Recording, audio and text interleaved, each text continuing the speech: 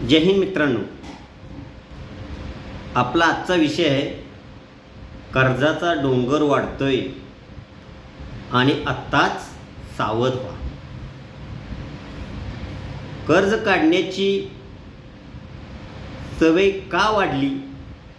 कर्ज घेणे चुकीचे नाही, पण नियोजन नसेल तुम्ही कर्जाच्या विळख्यात अडकू शकता.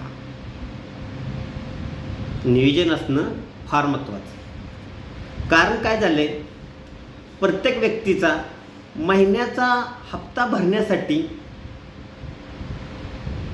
ते नसल्यामुळं दुसऱ्या महिन्यात आणखी हप्ता कर्ज घेऊ लागते. ही एक सवय झाली आपल्याला.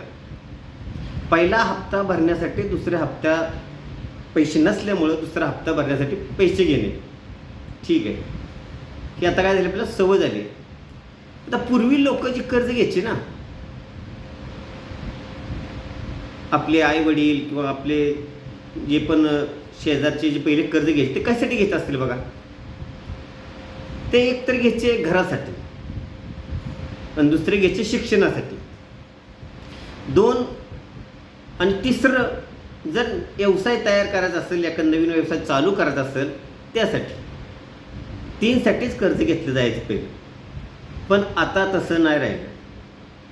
आता लग्नासाठी कर्ज घेतलं जातं, आता मोबाईलसाठी कर्ज घेतलं जातं, आता दिखाव्यासाठी कर्ज घेतलं जातं, आता टू व्हीलरसाठी कर्ज घेतलं जातं, फोर व्हीलरसाठी कर्ज घेतलं जातं. ही दैनंदिन खर्च झाला आहे आपल्या जीवनातला, की कर्जाशिवाय आपण पुढे जाऊ शकत नाही. आणि त्यामुळं काय झालं, आजकाल डिजिटल कार्ड आले, म्हणजे क्रेडिट कार्ड आलं, त्याच्याने निकाल तुम्हाला कर्ज भेटतं. आणि ह्या विळख्यात अडकत अडकत अडकत आपण त्या हप्त्याची परतफेड न केल्यामुळं आपल्याला दुसऱ्या हप्त्याचा निकाल कर्ज घेऊ लागते. याचंही कारण आहे. पण यासाठी आपण कुठली काळजी घेतली पाहिजे? सगळ्यात आधी आपल्याला कर्ज घेण्याची गरज का आहे, या कशासाठी घेतोय ही महत्त्वाचं आहे. कर्ज घेण्याची गरज का आहे आणि कशासाठी घ्यायची? चांगल्या कामासाठी घेतलं तर कर्ज ही फायद्याचं आहे. पण नको त्या कामासाठी घेतलं, मोबाईलसाठी, फोर व्हीलरसाठी, तर हे ठीक नाही. हा, व्यवसायासाठी ठीक आहे, घरांसाठी ठीक आहे.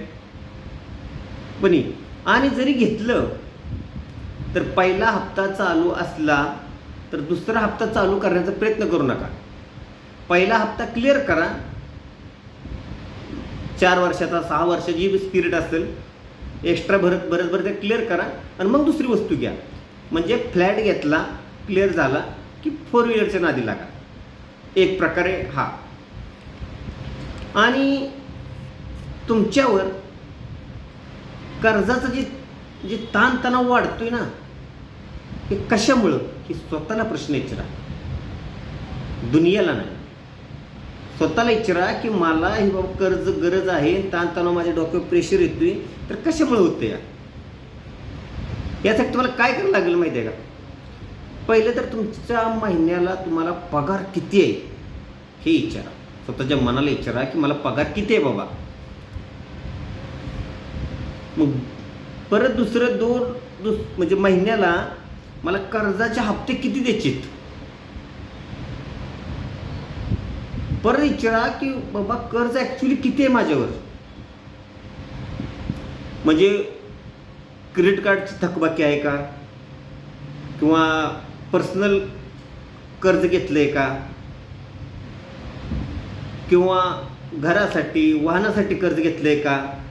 आणि आपत्कालीन जर संकट आलं तर माझ्याकडे पैसे आहेत का.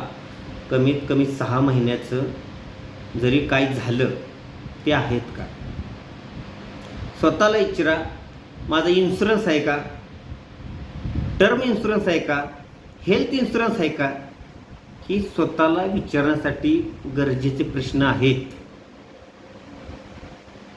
ठीक आहे, हे फार महत्त्वाचं आहे.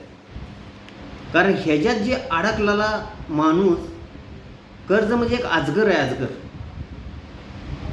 पण अजगर जेवढं तोंड वाजतं ना त्याच्यात सगळं ओढून घेतं, त्या टाईपचं आहे त्याचं. पण ह्यासाठी लोक कोणती चूक करत असतील? तुम्हाला काय वाटतं ह्यासाठी कुठली चुका असतील? ह्याच्यासाठी कसं असतं, पहिला हप्ता चालू असताना निकाल दुसऱ्या हप्त्यासाठी कर्ज घेणं ही सगळ्यात महत्त्वाची चूक आहे. कारण जर पहिला हप्ता चालू आहे तर दुसऱ्या हप्त्याची सुरुवात करू नका. कारण ह्या कर्जाच्या विळख्यात सापडलेला अजगर सगळ्याला भस्म करून टाकतो, खाऊन टाकतो. हे तुम्हाला निकाल माहीत आहे. सगळ्यात जास्त आधी क्रेडिट कार्डची 42 ते 46% जी असतात, कुठलीही क्रेडिट कार्ड असतो, ती लोन क्लिअर करायचा प्रयत्न करा. सगळ्यात आधी जास्त मोठं कर्ज जे हप्ता आहे ना तो क्लिअर करा.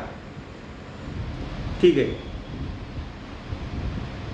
उत्पन्नापेक्षा जास्त, तुमच्या पगारापेक्षा जास्त हप्ते भरण्याचा प्रयत्न करू नका किंवा घेऊ नका. तसलं आपण ते वाढवतोय त्यामुळे ते प्रेशर येतो. या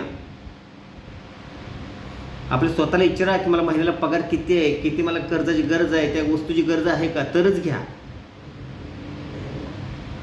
आणि जी छोटी कर्ज असतात ना, फ्लिपकार्टवरनं मागवलं, ॲमेझॉनवरून मागवलं, ह्याच्यावरून मागवलं, जी पण काय ते ऑनलाईनवाली, मिक्सर घेतला, ही घेतली, ती घेतली, टी व्ही घेतली, असल्या विळख्यात पडू नका. त्याला इग्नोर करून टाका यार. ठीक आहे. आणि गरज कुठल्या कर्जाची आहे ती ओळखणं फार महत्त्वाचं आहे. सगळ्यात महत्त्वाचं प्रवास, म्हणजे इकडून तिकडे फिरायला जाणं कर्ज घेऊन, किंवा मोबाईल, किंवा लोक घरामध्ये फर्निचर देखील 4-4, 5-5 लाखाचं करतात लोन काढून. त्याची काय गरज आहे? आलं की करा ना मग. ठीक आहे. तर असं केलं तर पैशाचं नियोजन होऊ शकतं आणि कर्जाचं डोंगर जे वाढतंय ते आपोआप कमी होऊ शकतो आणि ह्या विळख्यातून, अजगराच्या विळख्यातून तुम्ही बाहेर येऊ शकता. हे तेवढंच खरं आहे. हा व्हिडिओ कसा वाटला हे पक्का कमेंटमध्ये सांगा.